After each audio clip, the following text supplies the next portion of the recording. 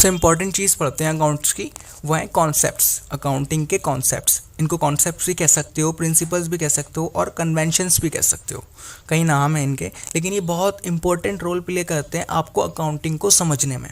ठीक है, मेरे ख्याल से 12-13 ये प्रिंसिपल्स हैं, एक एक करके हम पढ़ेंगे, जिसमें सबसे पहले हमारा आता है एंटिटी कॉन्सेप्ट। अभी एंटिटी कॉन्सेप्ट क्या होता है?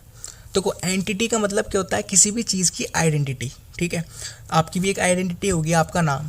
ठीक है, या आपकी अगर आइडेंटिटी के बारे में पूछूँ तो आप आधार कार्ड दिखाओगे या पैन कार्ड दिखाओगे, जो आपकी पहचान के बारे में बताता है, आपके बारे में बताता है। ठीक है, उस चीज़ को आप आइडेंटिटी कहते हैं या एंटिटी कह सकते हैं। तो यहाँ पर एंटिटी कॉन्सेप्ट का मतलब भी समझते हैं कि यहाँ पर एंटिटी कॉन्सेप्ट क्यों आया।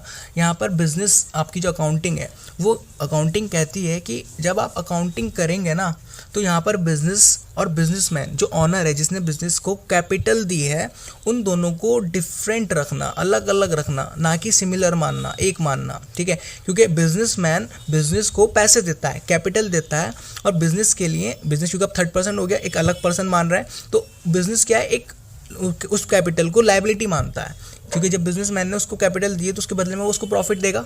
अलग अलग आइडेंटिटी है, उसके बदले में उसको प्रॉफिट देगा, और जब बिजनेस खत्म हो जाएगा तो वो वापस उसको कैपिटल वापस कर देगा।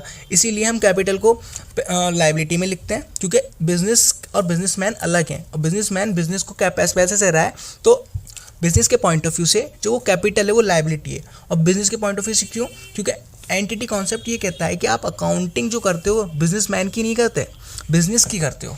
ठीक है, और बिजनेस के पॉइंट ऑफ व्यू से वो कैपिटल क्या थी? लायबिलिटी थी, जो कि ऑनर ने बिजनेस को दी थी, क्योंकि उन दोनों की आइडेंटिटी जो है वो अलग अलग है, एक नहीं है।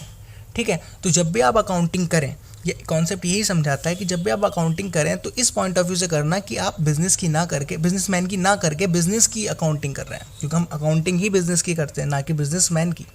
क्योंकि बिजनेसमैन की करने जाएंगे तो उसकी तो पर्सनल लाइफ भी है यार, उसकी अकाउंटिंग भी देखनी पड़ेगी, और बिजनेसमैन की नहीं करते। फिलहाल बिजनेस की करते हैं, बिजनेस के पॉइंट ऑफ व्यू से करते हैं, जो हमारे बिजनेस में ट्रांजैक्शन वगैरह चल रही होंगी उनको पॉइंट आउट करके हम ट्रांजैक्शंस को रिकॉर्ड करते हैं, जो भी हमारी प्रोसेस है, जो भी हमारे स्ट्रक्चर्स है, उस स्ट्रक्चर में चीज़ों को रिकॉर्ड वगैरह करके अकाउंटिंग को मेंटेन करते हैं। ठीक है, अब फॉर एग्जांपल थोड़ा सा एग्जांपल देता हूँ कि एंटिटी कॉन्सेप्ट में एक बात कहते हैं कि फॉर एग्जांपल कि एक राम है। ठीक है, तो राम की आइडेंटिटी अलग है, वो एक कंपनी खोल रहा है, राम एंड कंपनी लिमिटेड।